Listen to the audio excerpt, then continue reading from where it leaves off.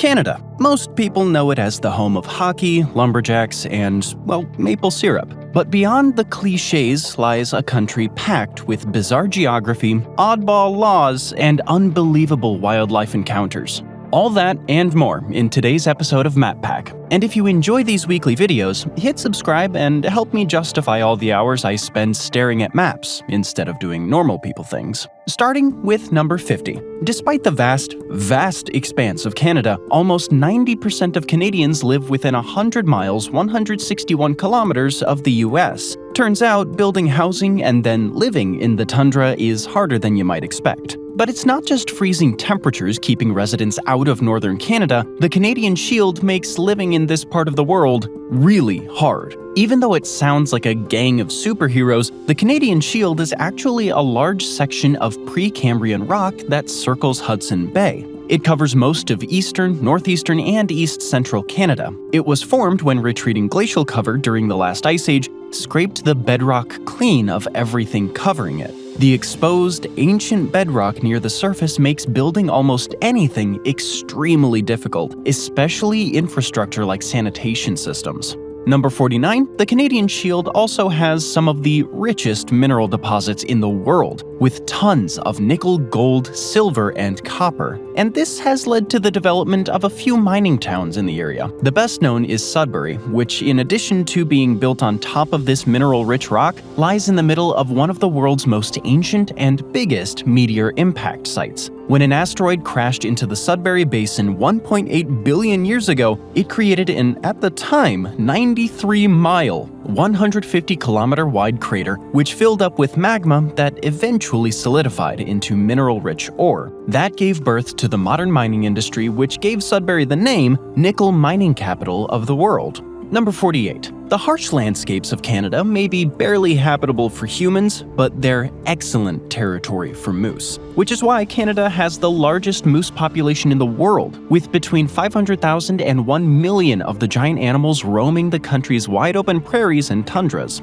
Since the global moose population is 1.5 million, that means Canada has most of the species within its borders. Number 47? That's great news for these majestic animals, and potentially bad news if you're driving around. It's probably really bad news if you're a moose wandering into the road. Just Newfoundland and Labrador alone experience 539 collisions between moose and cars annually. British Columbia has experienced 11,000 collisions between cars and wildlife, most of them being moose. And on November 8, 2024, Saskatchewan broke a record no one ever wanted to set, when 5 cars plowed into moose within a span of 30 minutes in different areas of the province. Way to go, Saskatchewan. Fact 46. If you thought moose are the only big, intimidating animals you'll find in Canada that could swiftly end your life, think again. Head up to Manitoba and you'll find the town of Churchill, the polar bear capital of the world. Ignoring every instinct evolution has given them, visitors flock to the area every year to see polar bears up close. The area is home to 600 to 1,000 polar bears and experiences over 10 sightings a day during peak season, which is why many of the town's 800 residents leave their car doors unlocked. Not to give the polar bears a ride, but rather to make a quick getaway in case they see one around them. Unless it's between them and their car, in which case, good luck. Although if the bear does mess up a Canadian or their car, they can always go to polar bear jail. Number 45, yeah, that's a real thing. In 1983, a polar bear holding facility was built in Churchill, which can hold up to 28 bears at a time. But it's not intended for purposes of research or tracking, rather, it's meant to keep the polar bear and human population of the area safe and peaceful. In the first few weeks of November, before polar bears wander back out onto the ice to hunt, they're at their hungriest after having spent a lean summer around town. This can lead to them getting very close to human residences to find food. When authorities are alerted, at first they'll try tactics, mostly using noise to scare the bears away. And these usually work, but if they don't, the bears have to be taken to jail for either 30 days or until the ice sheet reforms, whichever comes first. Conservation Officer Chantal Cadre-McLean says, "We only go hands-on with bears when we know if we allow them to continue displaying the same behavior, they'll have a negative encounter. It's a bear's last step, as bears who have negative encounters with people have to be euthanized." Number 44. When you think beach vacation, your mind might not automatically wander to Canada, but maybe it should. With over 151,000 miles, 243,000 kilometers of coastline, Canada actually has, by far, the longest coastline in the world. Part of this length is due to the coastlines of the almost 52,500 islands that are part of Canada. To understand just how vast the coastline is, if you walked 12.4 miles, 20 kilometers a day, which, let's be honest, you probably don't, it would take you 33 years to walk Canada's coast. And that's not even the country's last beach fact, because Canada is also home to the longest freshwater beach in the world, Wasaga Beach. Fact 43. Canada's name came from a misunderstanding. What language does it come from? It's an Iroquoian word that was originally spelled and pronounced Kanata. It translated to either village or settlement. When European explorer Jacques Cartier arrived in the area in 1533, two young Iroquois men pointed him towards their village of Stadacona, not understanding what this weirdly pale man speaking gibberish wanted. They gestured toward their village and said Kanata, to emphasize that they were directing him towards a town. Thanks to a complete language barrier between Jacques Cartier and the local Iroquois, a major misunderstanding took place. When the tribe's people gestured behind them and said Kanata, they were simply referring to their village. Cartier thought it was the name of the entire region, all 3.85 million square miles, 9.98 million square kilometers of it. This was swiftly followed up by a second, more egregious misunderstanding over who should own the land. The people who had lived there for hundreds of generations, or the guy who just showed up, wasn't sure where he was and claimed it anyway. But that had a significantly more atrocious ending.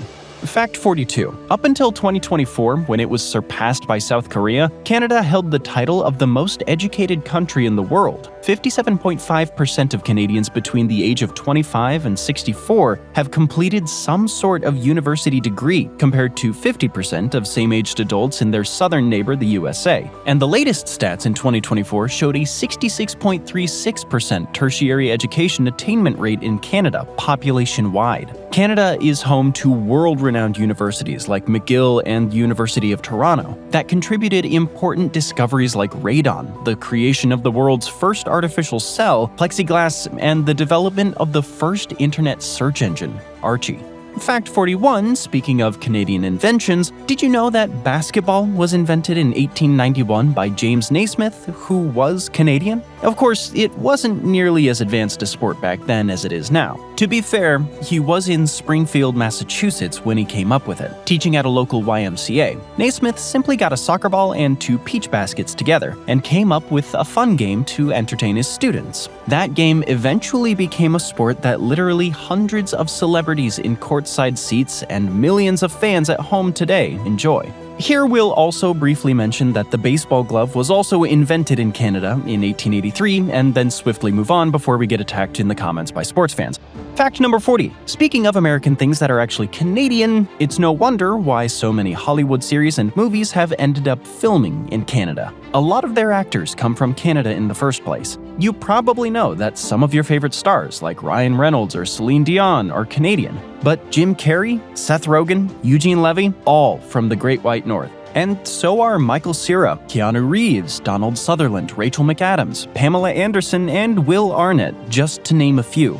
Turns out, there's a lot of low-key Canadians in the US film industry. Number 39, quick question. What is Canada's national sport? You might think the answer is obvious, hockey. And you'd be kinda right, but that's only Canada's official national winter sport. Canada's national summer sport is lacrosse. That's right, the unofficial sport of the US East Coast boarding schools is Canadian. However, we should point out that lacrosse is actually an indigenous Canadian sport, as it was first invented by First Nations people long before Europeans ever set foot on the land. It was originally called the Creator's Game and had deep spiritual meaning for the people who played it. Many indigenous people believed it had healing powers and was a great way to teach children about the importance of cooperation, respect, and teamwork. A long cry from its current evolution into the sport of frat boys who drive dad's Porsche. Number 38, speaking of Indigenous Canadians, many outsiders believe that there are just two languages spoken in Canada, right?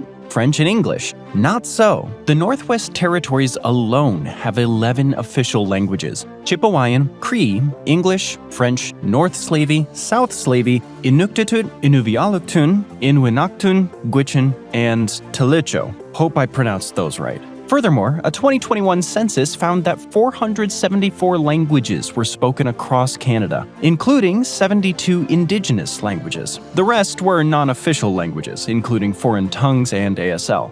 Fact number 37. There are huge diamond mines in the Northwest Territories, or NWT. In 2019, the area ranked as the world's third largest producer of diamonds by total value, mostly coming out of its three big mines: Geographic, Ekati, and Gachokue. In 2022, the NWT produced $2.17 billion worth of diamonds. That means it was responsible for about 3% of total global diamond production that year. However, the NWT has several diamond mines that have shut down, and current production can't continue forever, as the supply will run out. In fact, Geographic is scheduled to shut down in 2026. Considering the mines employ a lot of the local Indigenous population, this could be a big problem, especially because there's not a lot of other income sources in Canada's north, since right next door, fact number 36, Canada's largest territory, Nunavut, is so massive it takes up 1/5 of the country's entire land area, clocking in at just over 800,000 square miles, 2 million square kilometers. But there's a reason why administrative officials made such a massive piece of land just one territory with no subdivisions. Only 38,000 people live there. The climate is harsh, the land is rugged and remote, and most of it is split up into uninhabited and uninhabitable Arctic islands separated by multiple straits. Nunavut has the lowest population density of any geographic entity in the world outside of Antarctica, with only 0.02 people per square kilometer. And that's far from surprising, because number 35, next time your partner says they need space, kindly direct them towards Canada, where they can live in the fourth least dense country on Earth. Despite having an area of 3.5 million square miles, 9 million square kilometers, Canada has a population similar to that of California, 41.2 million people versus 38.4 million people. That's despite being 25 times the size of the US state. That leaves it with a population density of 11 people per square mile, 4 people per square kilometer. But that even varies from region to region, as Toronto is a good deal more densely populated than, say, Nunavut. So what is covering Canada's large surface area? Glad you asked. Fact number 34. Minnesota may be the land of 10,000 lakes, but the country with the most lake area by far is Canada. That's why the map of the northern part of the country especially looks like Swiss cheese. Canada has more lakes than the rest of the world combined, with over 2 million at last count. Over 563 of them measure over 39 square miles, 100 square kilometers. Which leads us into number 33. Its largest lakes include Lake Superior, Lake Huron, Great Bear Lake, and Great Slave Lake, all of which rank among the 10 largest lakes worldwide. In fact, just the Great Bear Lake alone, measuring around 12,000 square miles, 31,000 square kilometers, is bigger than Belgium. Not coincidentally, Canada has access to upwards of 20% of the world's freshwater, with 9% of the country's surface area covered in freshwater.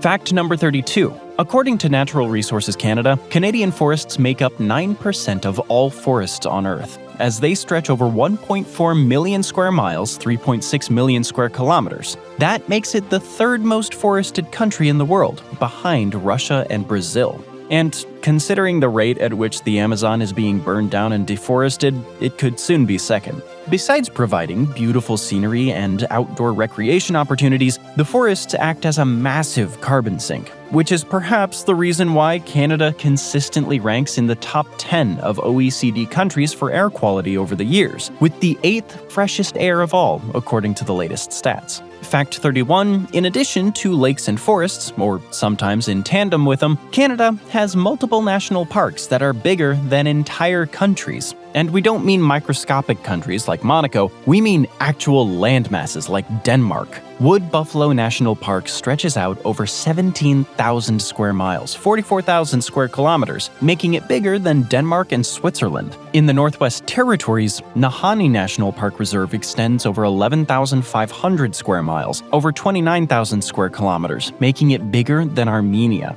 In total, Canada has 48 national parks and national park reserves, covering 3.3% of Canada's total landmass. Let's move on to what's around Canada now, because fact number 30, Russia, the largest country in the world by landmass, shares borders with several nations. Its longest, with Kazakhstan, stretches just over 4,200 miles, 6,700 kilometers. It's impressive, but still far short of the US-Canada border, which runs nearly 5,500 miles, 8,800 kilometers, the longest international border on Earth. No border that long can stay normal, not with primitive tools, old territorial disputes, and the occasional flat-out blunder by mapmakers. The border includes irregularities like the Northwest Angle, a little piece of Minnesota that sticks into Canada because of issues drawing boundaries through a lake, and a border that often cuts right through towns, and even homes and buildings like the Haskell Free Library and Opera House. Of course, relations between these two neighbors weren't always so friendly.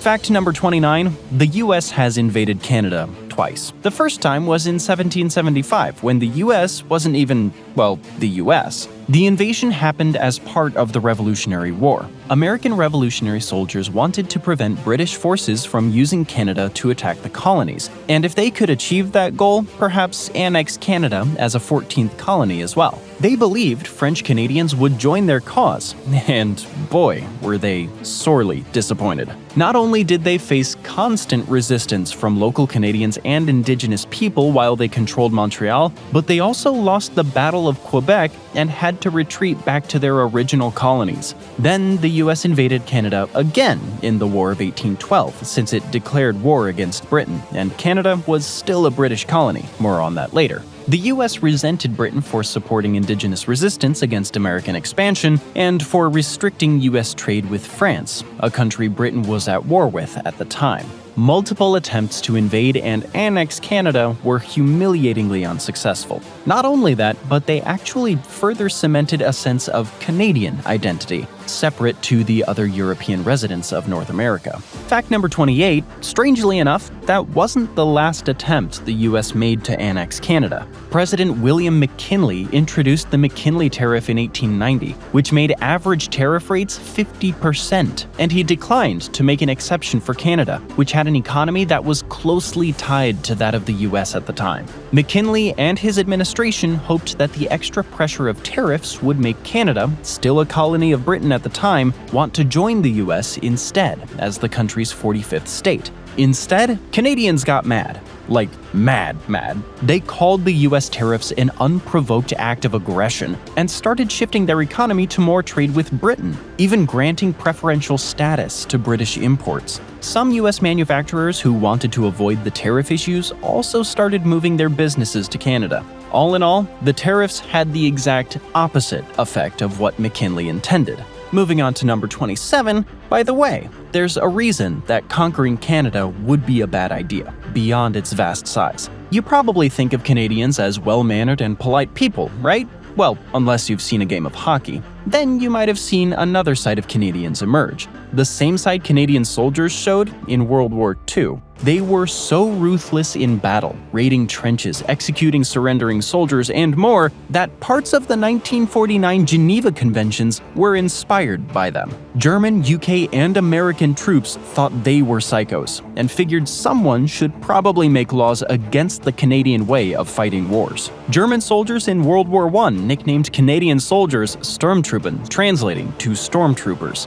The Northern soldiers got a similar reputation in World War II, taking few prisoners, choosing to kill many soldiers instead. Canadians also served alongside US soldiers in the 1st Special Service Force, known as the Devil's Brigade. At the Monte la Defensa battle, they were so aggressive that their American commander wanted to court-martial them. his own soldiers during a world war. Instead, in 1949, Canada agreed to sign and ratify one of the Geneva Conventions, or as some Canadians jokingly call them, the Geneva Suggestions. Number 26, the laws do appear to have worked, though, because from 1973 to 2022, Canada had one of the most well-mannered feuds in the history of the world, with Denmark. The two countries were battling it out over an Arctic plot of land named Hans Island, which sits right on the dividing line between Canada and Greenland. And by battling it out, we mean taking turns sending someone there to take the other country's flag down and plant their own, and leave each other gifts of alcohol from the other's homeland.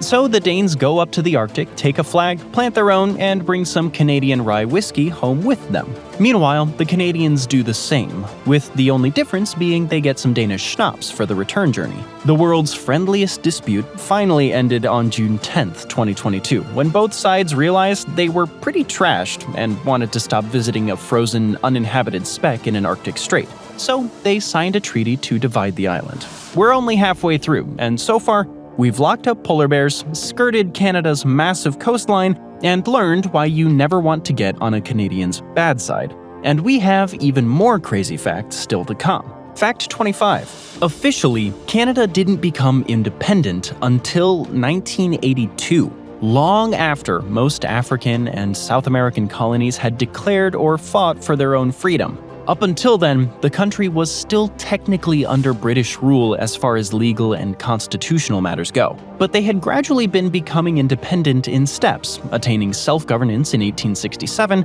more legislative autonomy in 1931, and eventually full independence. By the 1980s, even the British couldn't be bothered with colonies anymore. On April 7, 1982, Queen Elizabeth II signed the Constitution Act into law, the last step in Canada's independence. She had, by the way, been alive longer than Canada had been fully independent. Speaking of independence, number 24. Quebec liberation groups have been pretty extreme in the past. The Front de Libération de Québec, FLQ, detonated over 200 bombs between 1963 and 1970.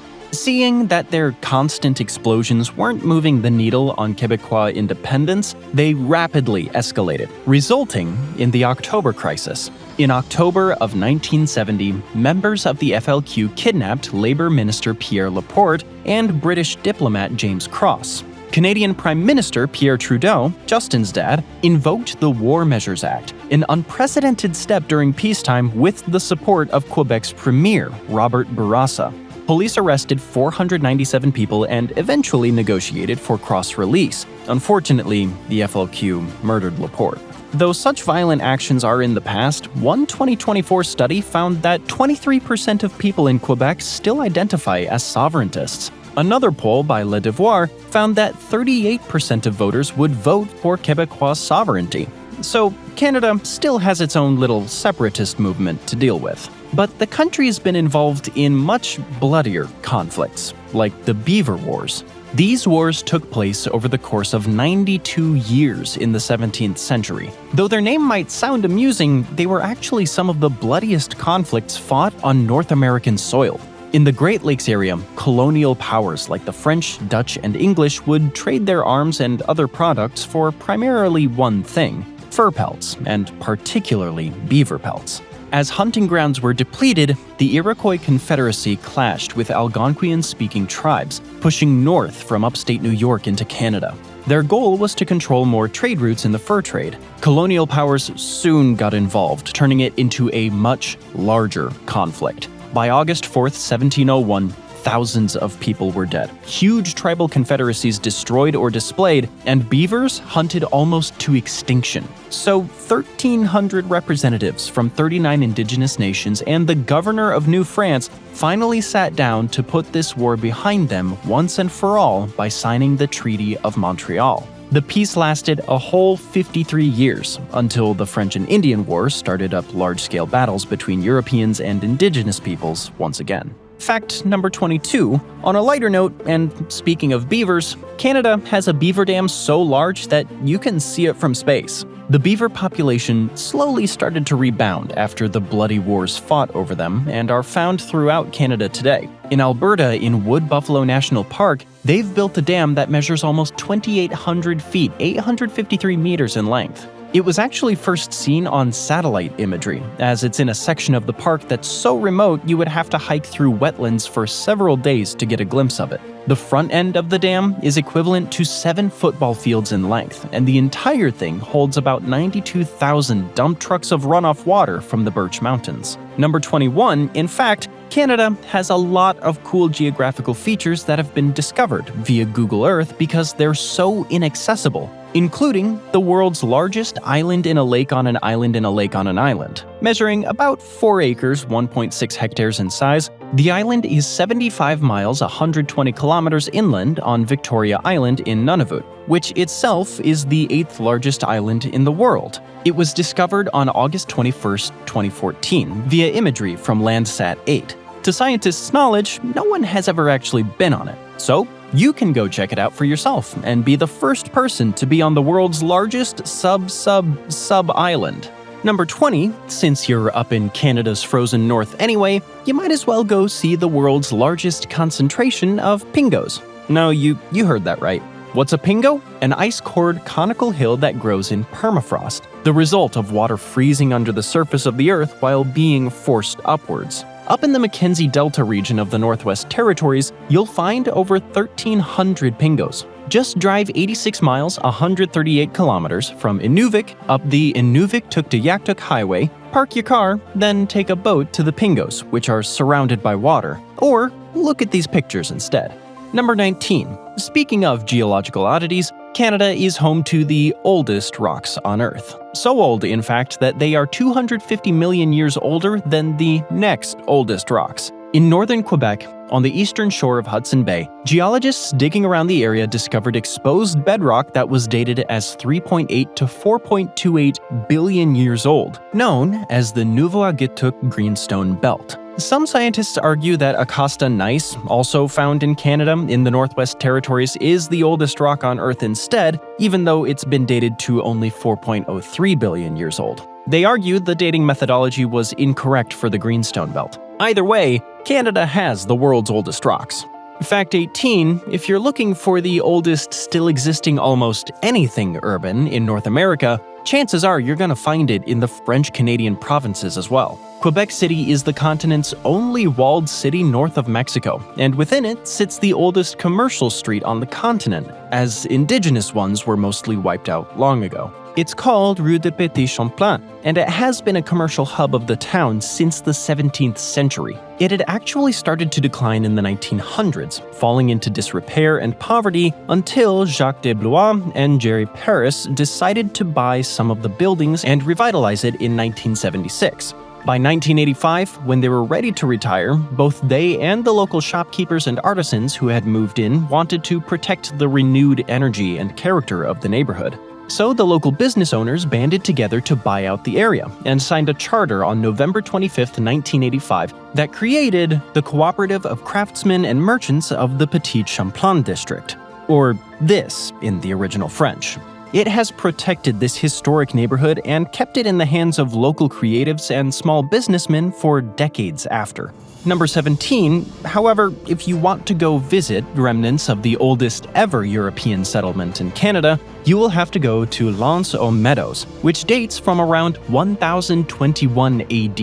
In this UNESCO World Heritage Site, you'll find an old Viking encampment, first discovered when archaeologists spotted the lower courses of 8 Norse buildings from around the 11th century AD.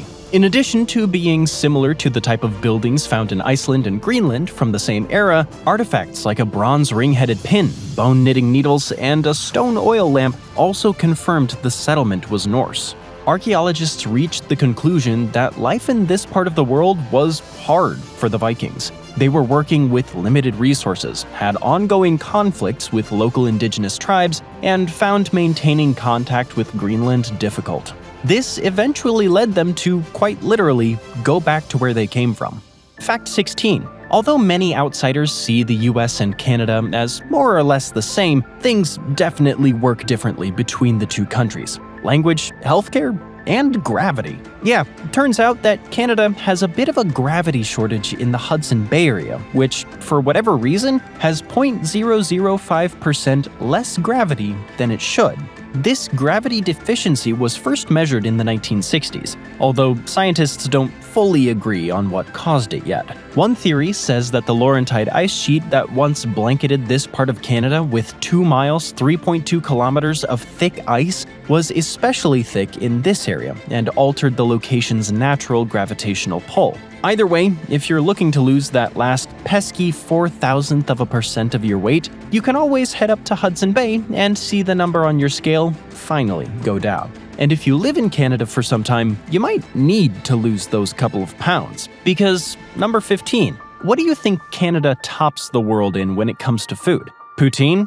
Please, if you eat enough of that in a year, your arteries would wave a white flag. Turns out, Canada is the #1 worldwide consumer of donuts. The country eats over 1 billion donuts every year, which may explain why it has over 4,000 donut shops within its borders. That's the most donut shops per capita in the world, according to people who measure these things for some reason. Fact 14, now on to the arguably most well-known of Canadian food products, maple syrup. Canada is so obsessed with maples and maple syrup that their flag literally has a maple leaf on it. That's like the US flag having a husk of corn or a hot dog on the stars and stripes. But the country doesn't just love maple syrup, it produces over 70 to 73% of it worldwide, with the vast majority of that being made in Quebec. In 2024, this amounted to 19.9 million gallons, 90.4 million liters, 18 million of them being produced in Quebec.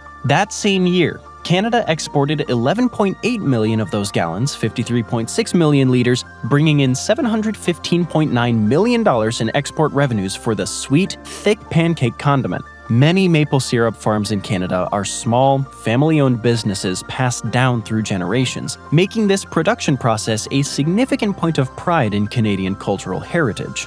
Number 13, maple syrup is so valuable in Canada that it was involved in one of the country's most impressive crimes, the Great Maple Syrup Heist. Although it sounds like something Scooby-Doo might investigate, the Great Maple Syrup Heist was actually a major criminal act in which thieves took $18 million worth of maple syrup. And since you can't exactly stuff maple syrup in a couple of duffel bags and run out, they had to steal it smartly. So over the course of several months in 2011 and 2012, they started siphoning syrup out of barrels in a storage facility in Quebec, gradually replacing it with water. Then, the maple syrup was sold on perhaps the most wholesome black market in Canada and the US. Altogether, 3,000 tons of maple syrup were taken. Several people were eventually tracked down and arrested, and the leader of this heist team was sentenced to 8 years in prison and a fine of $9.4 million.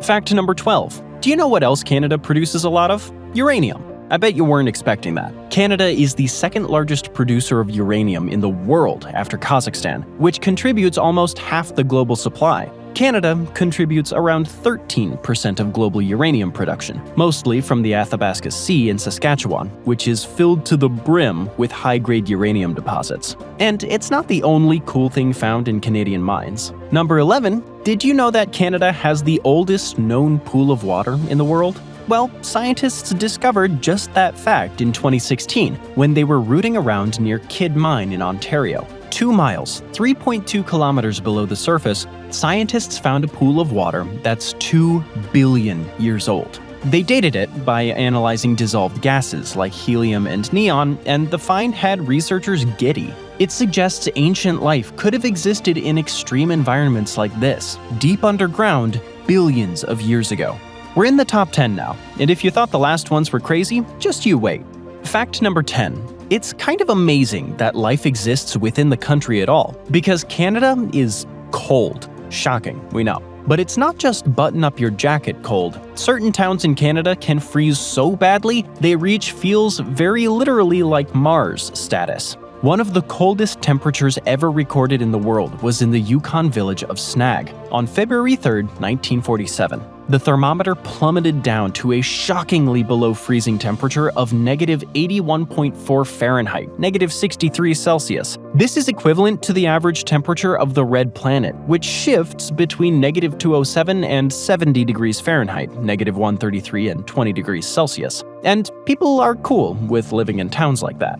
Fact number 9. Longyearbyen, Svalbard in Norway is often thought of as the northernmost permanent settlement in the world, but only holds that title for settlements of over 1,000 people, also assuming civilian settlements. But the northernmost permanently inhabited place on Earth is Alert Nunavut, with a population of 55 people mostly located on its military base at the north end of Ellesmere Island. Some scientists live here too, studying everything from the Arctic environment to why anyone would choose to live over 500 miles 800 kilometers from the North Pole. In the warmest month, it barely hits 38.1 degrees Fahrenheit, 3.4 Celsius. Fact number 8, because Nunavut is apparently short on people, but chock full of things that would like to kill you, it is also home to the greatest vertical drop in the world, located on the epically named Mount Thor. If you ever find yourself climbing up this great mountain, you may want to keep an extra close eye on your footing. There's a cliff face of just over 4,100 feet, 1,250 meters on the mountain. It has an angle of 105 degrees, meaning it actually angles outward as it gets higher, giving you nothing to grab onto and absolutely no hope whatsoever if you fall off the top. Fact number 7, Canada has its own Dead Sea. Except in true friendly Canadian fashion, it calls it by the much happier sounding name of Little Manitou Lake. Due to the lake's high salinity of 18%, 5 times saltier than the ocean, you can actually float on the lake. Located in Saskatchewan, the lake is fed by underground springs and measures 5.1 square miles, 13.3 square kilometers in size. It became so salty because it's a terminal lake, meaning it's constantly fed by springs, but water doesn't drain out of it. Instead, the lake's water evaporates, leaving high salt concentrations behind. Fact number 6. Canada has the largest freshwater island in the world, Manitoulin Island, which itself has 108 freshwater lakes on it, while being located in Lake Huron, kind of the inception of islands. The island is 100 miles, 161 kilometers long, and measures just under 1,100 square miles, about 2,800 square kilometers in size. It has rich biodiversity as well as centuries of indigenous history, as it was controlled by the Anishinaabe people, including the Odawa, part of a larger alliance known as the Three Fires Confederacy. They believed a spirit known as Manitou inhabited the island. Eventually, the land was ceded to the British Crown in 1836. Fact number 5. Many of the world's largest islands are found in Canada, with places like Victoria and Ellesmere Islands roughly approaching the size of England. Meanwhile, Baffin Island, the 5th largest island in the world, is just a little bit smaller than the entire country of Thailand. The other 2 still rank in the top 10 globally. Most of these large islands are found in the Arctic Archipelago in northeastern Canada, the part of the country that looks like it's just breaking away towards the North Pole. Fact number 4. The Bay of Fundy, located between New Brunswick and Nova Scotia, has the highest tides on Earth, and it's caused by the bay's peculiar V-shape, which squeezes the tidal waters as they flow in twice a day from the northern open end of the bay. This causes the tide to rise by 52 feet, 16 meters, a level of water that would more than cover the famous Hollywood sign. 160 billion tons of seawater pour in and out of the bay every single day, according to Tourism New Brunswick. Number 3. The Windsor Hum was one of the biggest Canadian mysteries of the 21st century.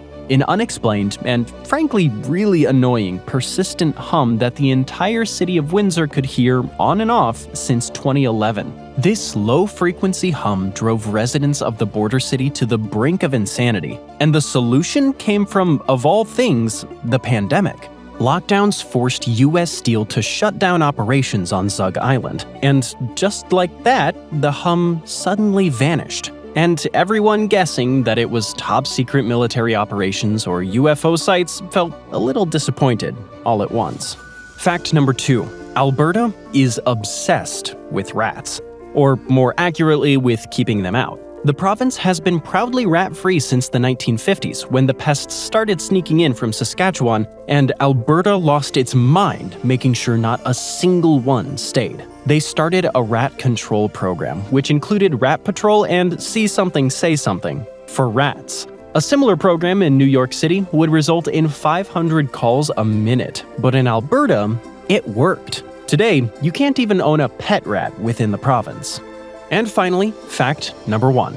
In the 1950s, the busiest airport in the world was in Gander, Newfoundland, which handled over 13,000 flights a year at the time. You might have expected a place like New York or London or Paris, but back then, passenger planes didn't have the range they do now.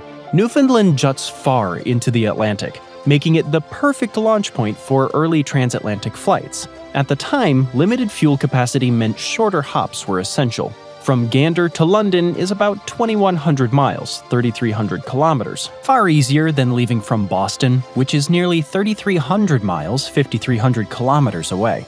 Thanks for joining me today. I hope you enjoyed the video, and if you want to see more videos like this, then please consider subscribing and turn on notifications. It really does make a difference. Thanks again, and I'll see you next time on MatPack.